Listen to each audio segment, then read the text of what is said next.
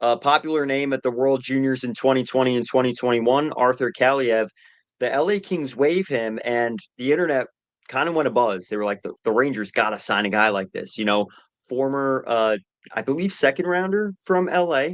And honestly, I really don't know much about him. I'll say that off the top. I did get the media profile from the Rangers PR squad. So, yeah, this is a player, Steve-O, that they pick up on waivers. And I think with the current state of the roster, you can't hurt to give him a try.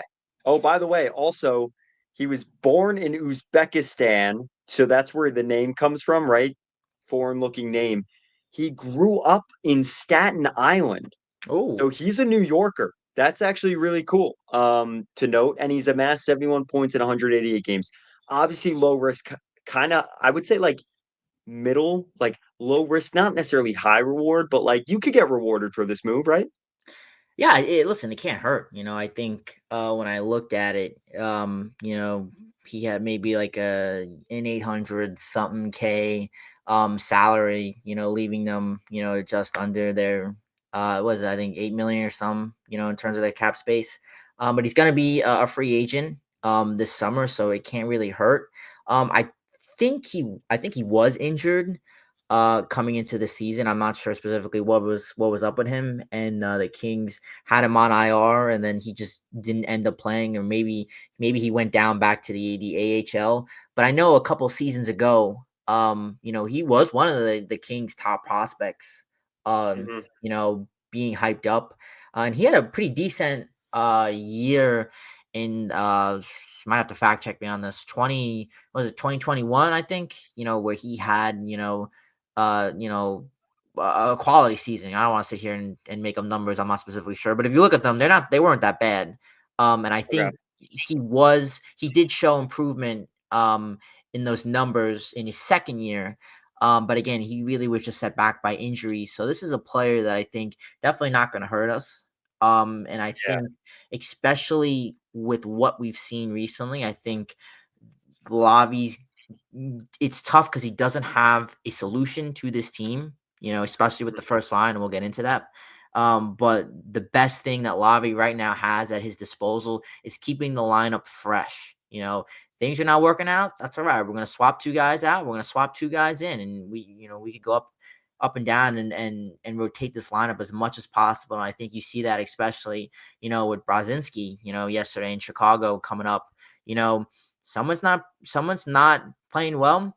It's all right. They're gonna hit the bench. They gave Zach Jones, which I'd love to talk about him a little bit later on. They Oh, gave you know what?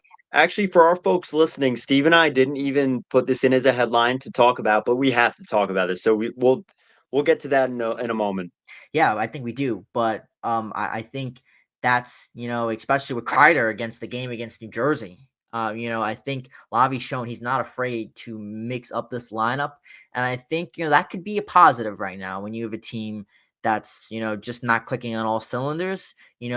Having that competitive edge where guys need to prove now that they need to get back into the lineup, that might have them come with a little bit of urgency. And I think that's what the New York Rangers need right now. So another player into the mix. There you go. There's his stats. Let's see. Yeah, there it is. I was right. 2021, 14 goals and 27 points. That's not bad, especially for a player, as young as he is. So I'm willing to take that and throw him into the mix. Yeah, he doesn't play a lot of high minutes per game, but I'm not expecting a player right now, of this magnitude to come in, will any sort of big moves potentially, we'll get to that later, but I want to hear your thoughts on him. Yeah, and also here's the thing too for the folks at home. I think the big thing is like Hartford.